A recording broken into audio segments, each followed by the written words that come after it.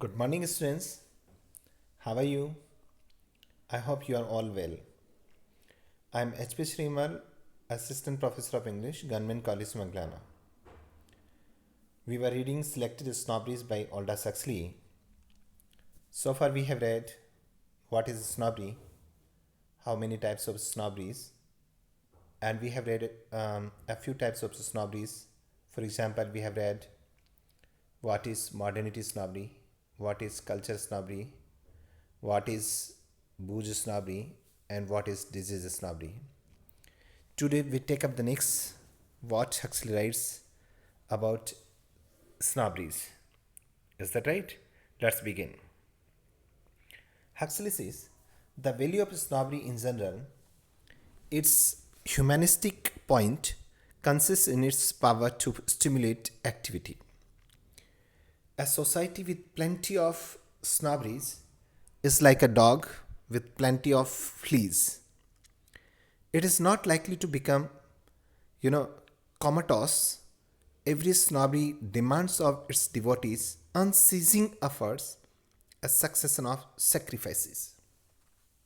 Let's see what it means.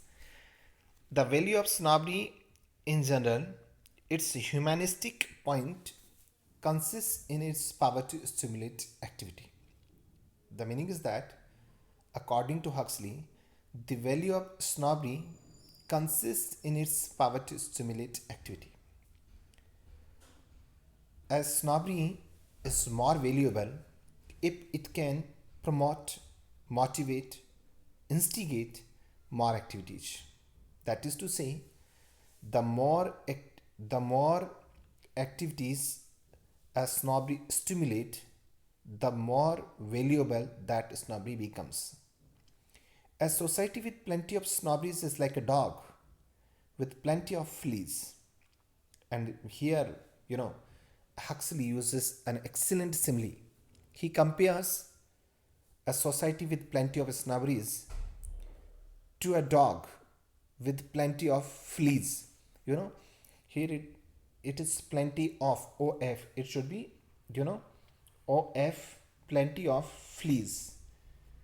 OF, fleas. FLEAS. Have you got the point? FLEAS. That's why he says a society with plenty of snobberies is like a dog with plenty of fleas. Have you got the point? It is not likely to become comatose. Comatose means, here is the word comatose. Comatose means lethargic or sleepy. If a dog has so many fleas, it cannot become lethargic or sleepy because the fleas the fleas you know doesn't the fleas don't let the dog sleep.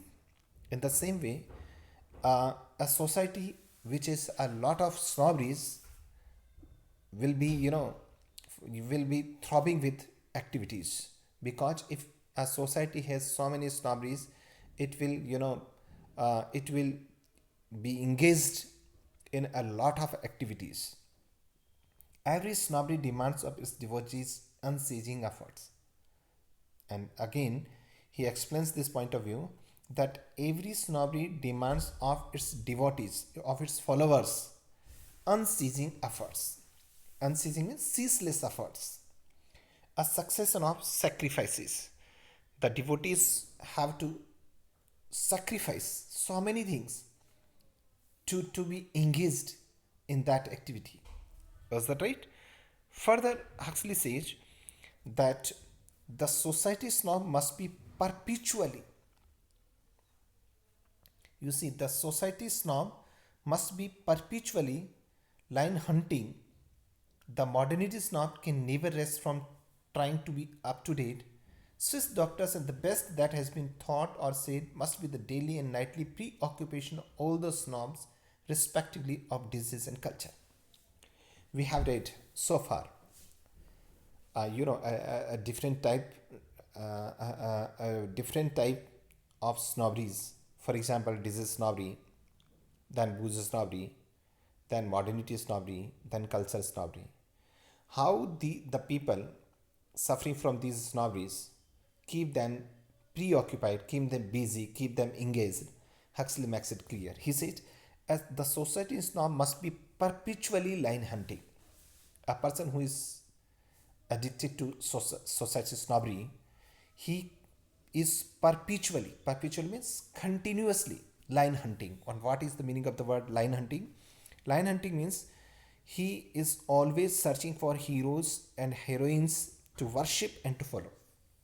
Therefore, a society snob is continuously searching for heroes and heroines to worship and to follow. Is that right? And what does a modernity snob do? The modernity snob can never rest from trying to be up to date. A modernity snob continuously tries to be up to date. He devises, invents new means, new modes and methods to show himself up to date. And what does a disease snob does? What does a disease snob do? Swiss doctors. And the best that has been thought or said must be the daily and nightly preoccupation of all the snobs, respectively of disease and culture. For a disease snob keeps himself busy considering and thinking Swiss doctors, that is Swiss psychopathologist, that is ultra modern elite class doctors. He is preoccupied with the ideas of elite or aristocratic or A1 doctors. He keeps himself busy in thinking about them. And what does a cultural snob do? A cultural snob is always preoccupied with the ideas that has been the best that has been thought or said. He keeps on thinking. He keeps on thinking about the best that has been thought or said. Is that right? I think you have got the meaning of this sentence. In this sentence is the gist of all the essay. How a snob keeps himself preoccupied. In what sort of activities different types of snobs keep them preoccupied. For example, a society snob keeps himself busy in thinking about the heroes and heroines to whom he can worship and follow. A modernity snob keeps himself busy in trying to be up to date. A disease snob is preoccupied with the ideas of Swiss doctors, elite doctors, aristocratic doctors. And the culture snob is preoccupied with the ideas that is the best that has been thought or said. Is it okay? Now we proceed to the next. If we regard activity as being in itself a good, that we must count all snobberies as good, for all provoke activity. If we, with the Buddhist, we regard all activity in this world of illusion as bad, then we shall condemn all snobberies out of hand. Most of us, I suppose, take up our position somewhere between the two extremes. In this sentence, Huxley discusses two different poles. On the one hand, people worship, praise, appreciate activities, and on the other hand, there are some people who condemn all activities out of hand. First, he says, if we consider activity as being in itself a good, if we consider that an activity is always a good thing, people must be active. People must be active. People must be agile. People must be nimble. People must do something or other. Then we must consider all snobberies as good. And if the activities is the only test, then we can say that all snobberies are good because they keep people active. For or provoke activity. For means because all provoke means motivate, inspire, encourage, activity. But on the other hand, if with the Buddhists, the followers of Gautam Buddha, we regard all activity in this world of illusion as bad. If, according to Gautam Buddha, we think that all activity in the world of, in this unrealistic world, are bad, then we shall condemn all snobberies out of hand.